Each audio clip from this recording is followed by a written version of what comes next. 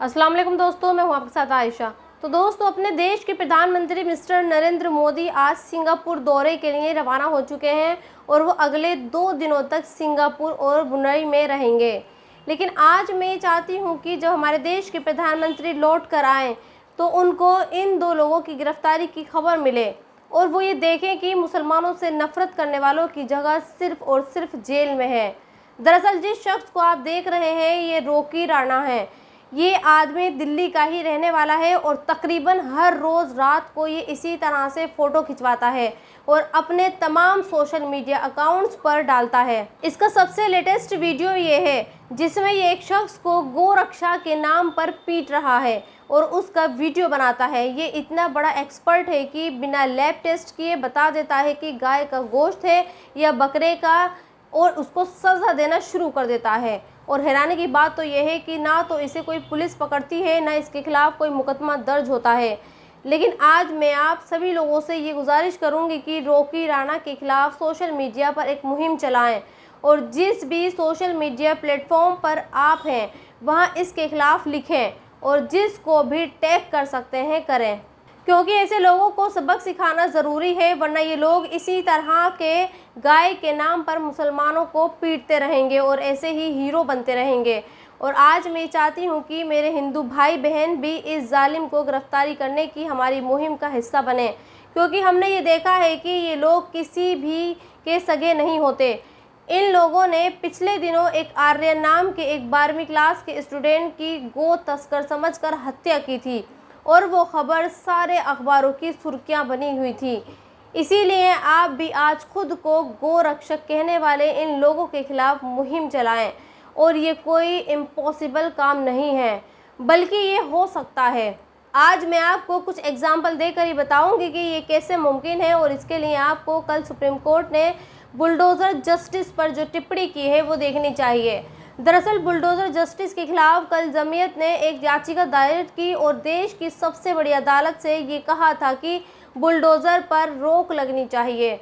और इस याचिका के जवाब में सुप्रीम कोर्ट ने भी ये माना कि बुलडोज़र जस्टिस ठीक नहीं है। अगर कोई आरोपी है तो इसका मतलब ये नहीं हो सकता कि उसके घर पर बुलडोज़र चला दिया जाए। सुप्रीम कोर्ट ने यह भी कहा कि अगली सुनवाई वो राज्य सरकारों को ये बताएगी कि बुलडोज़र किसके खिलाफ और कैसे चलेगा।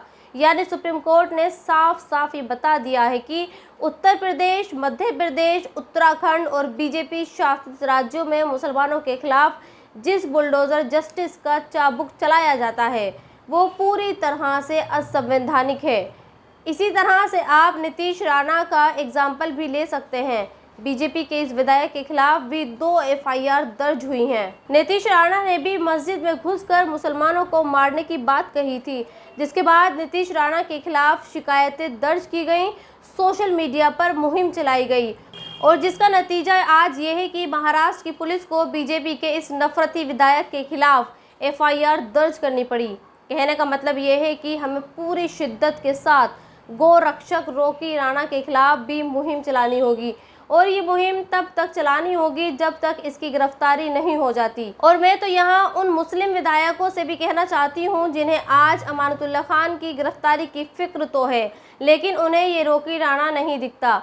दिल्ली में करीब आधा दर्जन मुस्लिम विधायक हैं और अगर ये सभी मुस्लिम विधायक रॉकी राणा के खिलाफ सड़कों पर उतर जाएं और उसकी गिरफ्तारी की मांग करें तो मुझे यकीन है कि दिल्ली पुलिस इसके खिलाफ ज़रूर एक्शन लेगी। खैर, आगे बढ़ते हैं और अब बात उस शीतल देवी नाम की खिलाड़ी की करते हैं जिसने पैरा ओलंपिक में ब्रॉन्ज मेडल जीता है।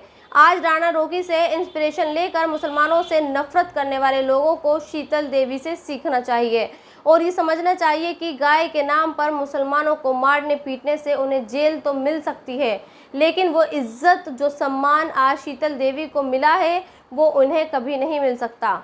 सोचिए, जिस लड़की के दोनों हाथ नहीं हैं वो तीरंदाजी करती है, ना सिर्फ करती है बल्कि इस खेल में उसे महारत भी हासिल है। शीतल चाहती तो मायूस होकर घर बैठ सकती थी, लेकिन उसने ऐसा नहीं किया, बल्कि अपनी लाचारी को उसने अपनी ताकत बना लिया और दूसरे लोगों को ये दिखा दिया कि जो निशाना दुनिया हाथों से नहीं लगा सकती वो निशाना शीतल अपने पैरों से लगा सकती है।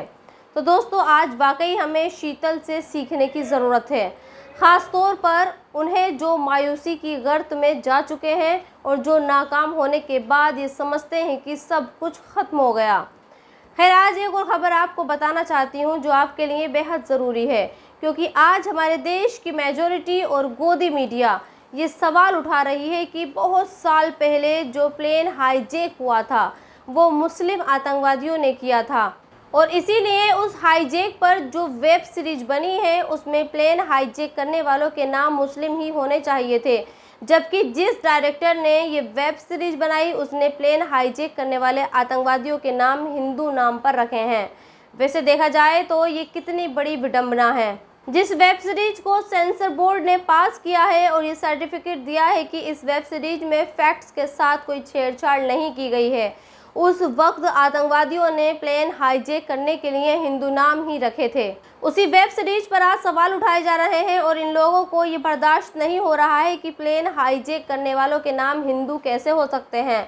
खैर, आज इस सेंसर बोर्ड पर कंगना रनौत भी सवाल उठा रही है और ये पूछ रही है कि उनकी फिल्म इमरजेंसी की रिलीज़ डेट को आगे बढ़ाकर सेंसर बोर्ड ने अच्छा नहीं किया है। और अब आपको मुसलमानों के उस नए हमदर्द के बारे में बताती हूँ जो मुसलमानों को रिझाने के लिए मंच से कुरान की एक आयत भी पढ़ रहा है। जी हाँ दोस्तों, उसका नाम है प्रशांत किशोर। प्रशांत किशोर का बायोडेटा ये है कि कभी ये राजनीतिक पंडित हुआ करते थे और इनके बारे में लोग ये कहते थे कि जिस भी पार्टी से ये जुड़ जाते हैं उसे जिता देते हैं, लेकिन जब इनका ये भ्रम टूटा तो इन्होंने एक अपनी ही पार्टी बना ली और आज उसी पार्टी के लिए ये मुसलमानों को रिझा रहे हैं और कुरान की आयत सुनाकर ये कह रहे हैं कि जो इस्लाम कुरान की आयत के ज़रिए पढ़ने का हुक्म देता है उसे इस्लाम को मानने वाले लोग अब ज़्यादा से ज़्यादा अनपढ़ हैं। कि आपके कुरान की जो पहली आयत है, इकरा बिस्मे रब्बिल कल्लजी खलक, उसका पहला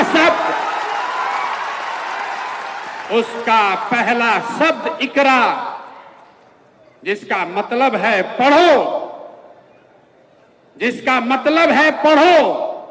और आज आप वो कौम बन गए हैं जो देश का सबसे अनपढ़ कौम है।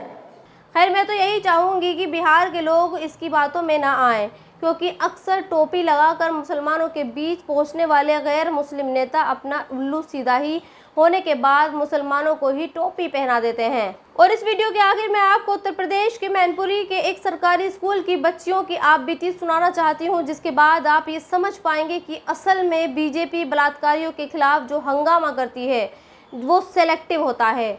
वरना सोचिए, एक सरकारी स्कूल की बच्चियों स्कूल के टीचर के खिलाफ ये कह रही हैं कि टीचर उनके सीने पर हाथ रखता था, उनकी चुन्नी के अंदर हाथ डालता था, उन्हें पीछे से पकड़ लेता था, उन्हें मोबाइल पर गंदे गंदे वीडियो भी दिखाता था।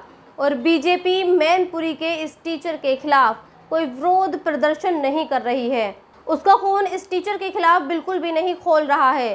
तो चलिए बिना देर किए आप भी इस पूरे वीडियो को सुनिए और ये फैसला कीजिए कि बीजेपी का बलात्कारियों के खिलाफ विरोध प्रदर्शन सच्चा या फिर सेलेक्टिव है। लेकिन उससे पहले आप मेरे चैनल को ज़रूर सब्सक्राइब कर दें। शुक्रिया। हमें परेशान ऐसे करते थे, अगर ज्योति बोर्ड पे कुछ लिखने जाती थी तो सर हमें पीछे से पकड़ लेते थे, आगे अगर हम लिखते थे तो ज्योति को पकड़ लेते थे, और हम अगर ऑफिस में कुछ भी लेने जाएं तो पीछे से पकड़ लेते थे, कस के छोड़ते नहीं थे। और बाथरूम में अगर कोई बाथरूम करने जाए तो झाँकते हैं। हमें तो स्कूल में पढ़ते 3 साल हो गए, 3 सालों से ऐसे ही कर रहे हैं। घर पे नहीं बताया आपने इस बात को? घर पे बताया है, मैम को बताया था, मैम ने सर को बताया था। कौन कर रहे थे परेशान आपको? नरेंद्र सर। कब से कर रहे हैं परेशान? ये हमें तो यहाँ पर 3 साल होते हुए पढ़ते हुए हो गया है, 3 सालों से ये कर रहे हैं। किस तरीके से? हमें पकड़ के कहीं चुटकी काट देते हैं कमर में और कहीं पीछे से पकड़ लेते हैं, और अगर बच्चे टॉयलेट करने जाते तो वहाँ पर देखने लगते हैं। हम लोगों ने मैम से भी की, मैम ने सर से कहा था, सर ने फिर उन्होंने कुछ बोला ही नहीं उनसे। तो आप लोग क्या चाहते हैं, उनको यहाँ रखा जाए? नहीं सर, नहीं, सजा मिलनी चाहिए। अगर लड़की टॉयलेट करने जाती थी तो लड़कियों को झाँकते थे, और ब्लैक बोर्ड पे कुछ करने जाती थी तो इनको पकड़ के उठाते थे, सीने पे हाथ धरने की कोशिश करते थे। कब से परेशान कर रहे हैं? ये 2 साल हो गई।